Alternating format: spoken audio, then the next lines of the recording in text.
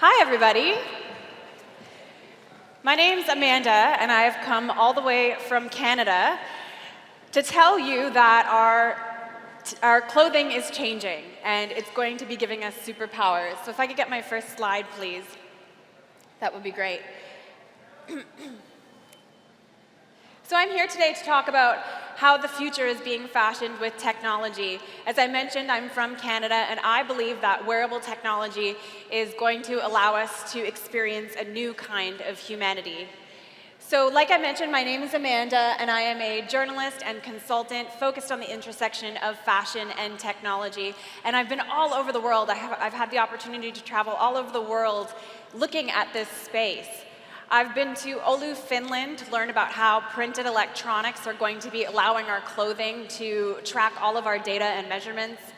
I've been to Moscow, Russia to look at how Mercedes-Benz Fashion Week is integrating virtual reality into the runway to make the runway actually shoppable right after the runway shows. And I've even been to the front row of New York Fashion Week to watch a color-changing dress walk down the runway. And what I've learned from all this, what I've come to derive, is that technology is augmenting our bodies, extending our senses, and enabling us to cross a threshold into a new kind of existence. So my interest in wearables and technology on the body actually began when I interviewed a cyborg by the name of Neil Harbison. Anyone here heard of Neil before? Okay, a couple people, so I'll tell you about him. This was my first story ever as a journalist for a big national newspaper, and I found out that this cyborg was coming to my hometown of Toronto, Canada. So I emailed the editor of the Globe and Mail, and the subject line was, "A cyborg comes to town." And up until this point, I had been trying to write and work in the world of ideas, but mostly was being ignored until I found this area called wearable technology. So what do I mean he's a cyborg? So Neil has an antenna osseointegrated into his forehead. That means attached to the bone. And the reason it's there is so that he can hear color. Yes, so that he can hear color. You see, Neil considers himself an artist, but he was born colorblind. He has a rare visual condition called achromatopsia, which means that he sees everything in grayscale. So about 10 years ago, Neil began a project with a digital agency to augment his body and extend his senses. And what came out of that project was an eyeborg. It was a wearable device that he attached to his head, and it allowed him to perceive color through the sound frequencies that colors give. So every color has a sound frequency. The eyeborg would perceive this, and then that would be translated via bone conduction into the back of his skull. You know how they say truth is stranger than fiction? This is really where it comes from. So Neil can now perceive colors outside of the human spectrum. He can perceive infrared, he can perceive ultraviolet, and he's truly experiencing a new kind of humanity. What's really interesting is that Neil's eyeborg began as a wearable, a headset, and a battery pack that he would carry around at all times. But eventually, it just became so cumbersome to carry a backpack with a battery all the time that he decided, why not get it completely integrated? So I don't think that, oh, and I want to say his new version of the iBorg also has Bluetooth, and he can take a phone call right to his head, which is kind of convenient. So I don't think that we're all ready to be wearing antennas on our heads right away. I don't think we're quite there yet. But I do believe that the fashions of the future are giving us superpowers and are going to change the way that we experience reality. And so that's why I actually founded Electric Runway. Electric Runway provides expertise and insights to help brands understand and anticipate the future of fashion. And I want to spend my time today talking about some designers that are specifically changing our clothing in the future. But I think that well, this is only part of my slide here, but this is what we cover at Electric Runway, the different areas. And we believe that we're changing our clothing, and our clothing is changing us. So throughout history, if you look at a culture and you look at their textiles, you know that their fashion is a reflection of their culture. And so it makes sense to me that we're beginning to turn our clothing on. And I know you may be thinking, yeah, right, I've seen this wearable technology that you're thinking of, and it's not that impressive. But we are at the very, very early stages of what's about to happen.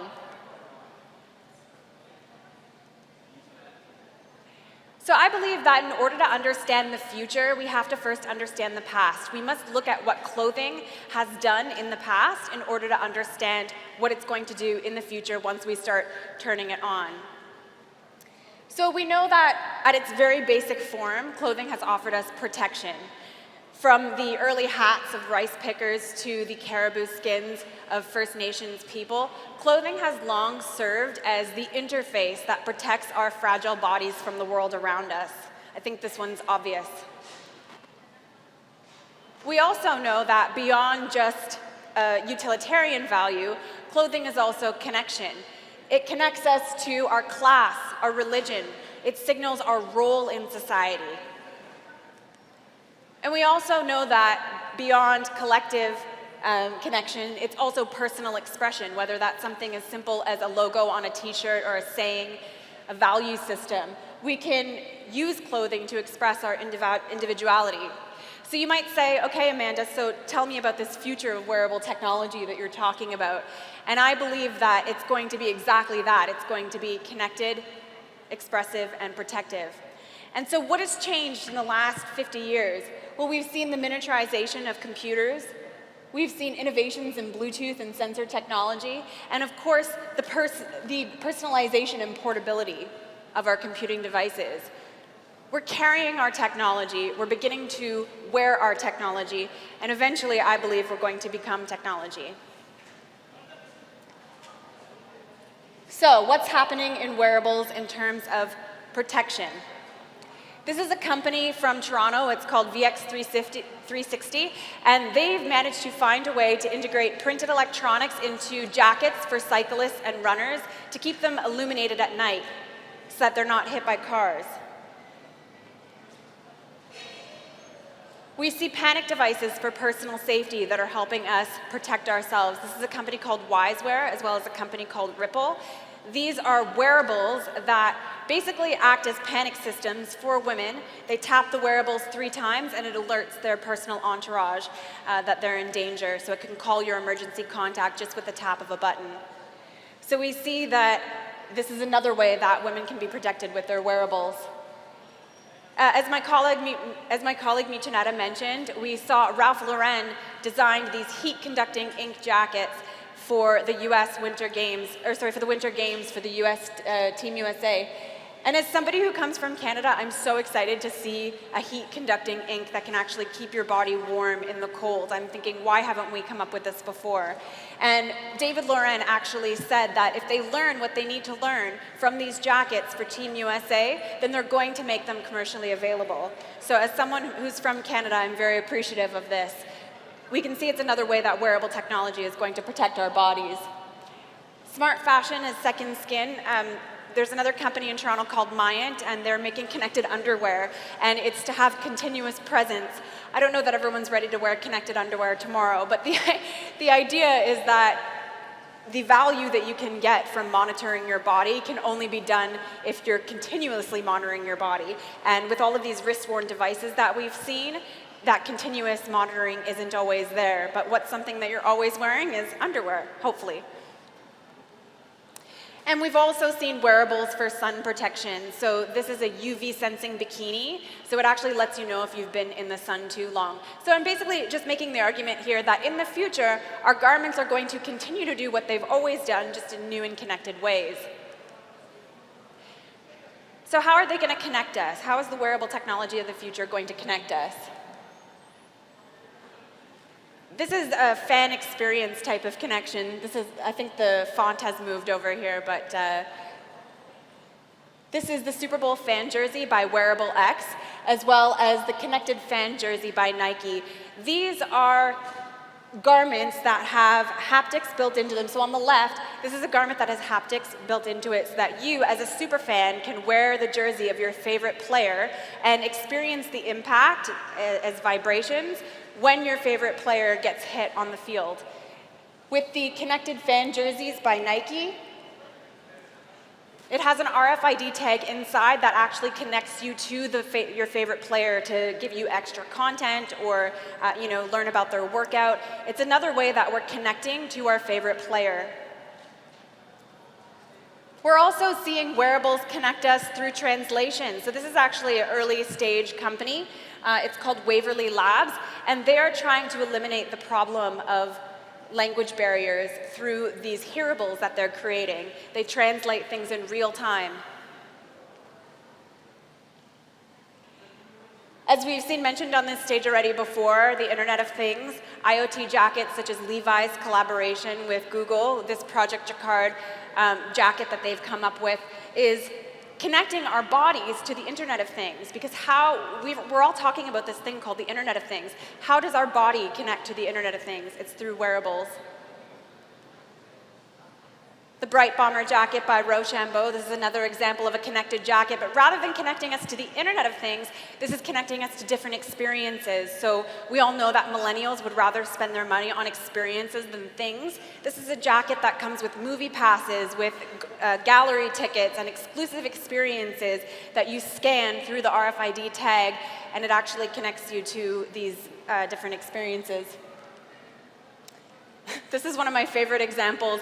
On the left here, we have Fundawear. This was an experiment by Durex in collaboration with Wearable X.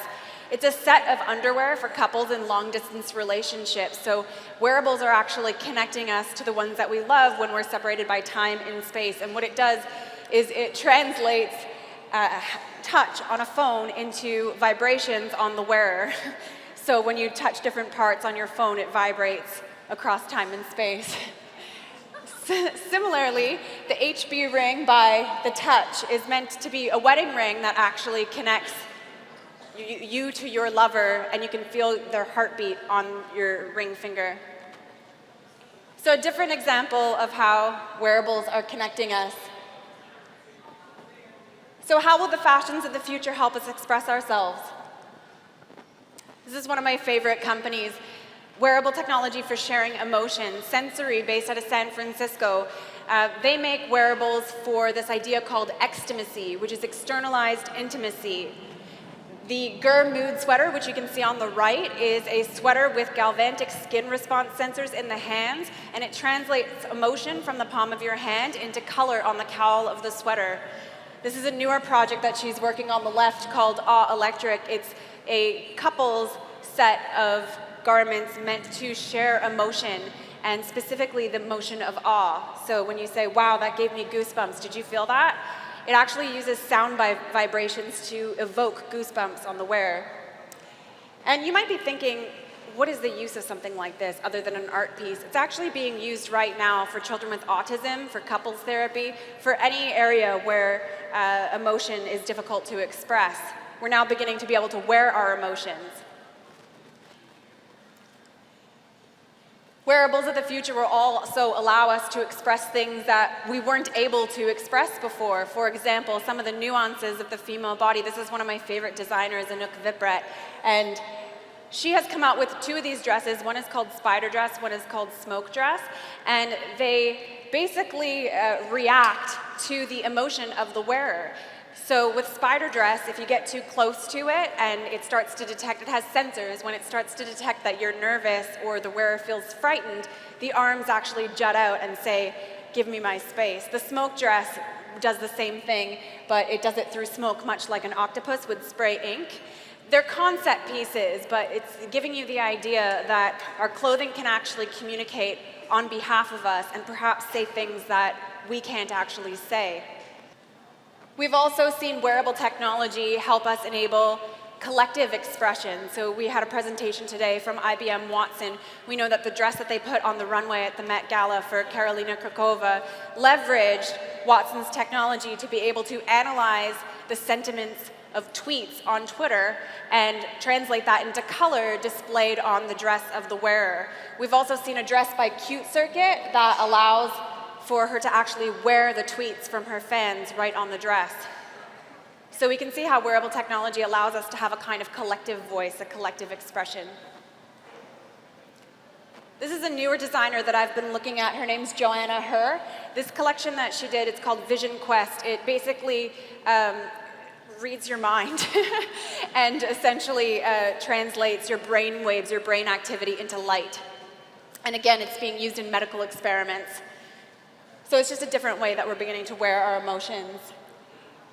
So in conclusion, as I mentioned, I think that the technologies of the future are allowing us to cross a threshold into a new kind of existence, and I look forward to being superhumans with you. Thank you very much.